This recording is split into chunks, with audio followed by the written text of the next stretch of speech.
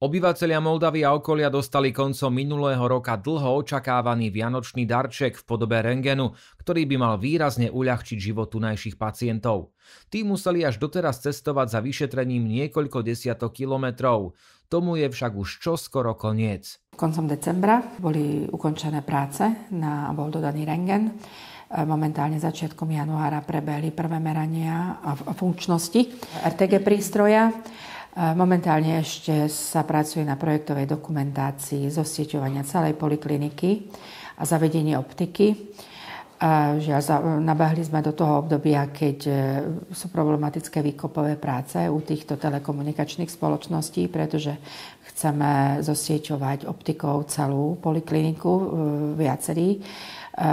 Lekári prejavili záujem o optiku a táto optika je nutná aj k našmu RTG pracovisku, pretože tak bude pracovať na takom zálohovom PAX systéme takzvanom, čiže to je, že sa snímky budú archivovať a posielať na čítanie do Košíc, kde budú kvalifikovaní rentgenologovia, spracujú celú túto snímku a následne bude distribuovaná na to zdravotné zariadenie, kde táto požiadavka vznikla. Tieto technické záležitosti by mohli byť vyriešené do konca februára, potom budú nasledovať ďalšie kroky. Ak prebehnú merania, budeme mať prvé čísla z merania, že či vyhovujú normám, tak musíme z toho osloviť regionálny úrad verejného zdravotníctva, pretože ide o žiarenie, čiže ak budú mať všetky údaje od nás, tak následne oni budú vydávať povolenie a verím, že je to už len otázka niekoľkých týždňov a nie mesiacov, keď sa spustí celá činnosť tohto daného pracoviska. RTG prístroj a s ním súvisiace rekonštrukčné a iné práce vyšli mesto na zhruba 250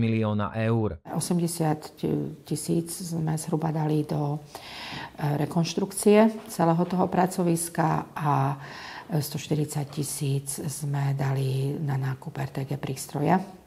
Momentálne tak naše právne oddelenie, ako aj majetkové oddelenie pracuje na tom, ako budú zmluvné vzťahy s lekárom, ktorý bude mať v nájme daný prístroj RTG, pretože na jednej strane je to fakt verejný záujem, ale na druhej strane je potrebné brať aj do úvahy naše zásady a zákon o majetku obcí, takže doľaďujeme systém, ktorý by mal fungovať a pripravujeme to pre nastávajúce mestské zastupiteľstvo, ktoré musí schváliť podmienky nájmu. Tak či onak, Moldava a blízke okolie je už iba krôčik od dostupnosti RTG vyšetrení priamo v našom meste.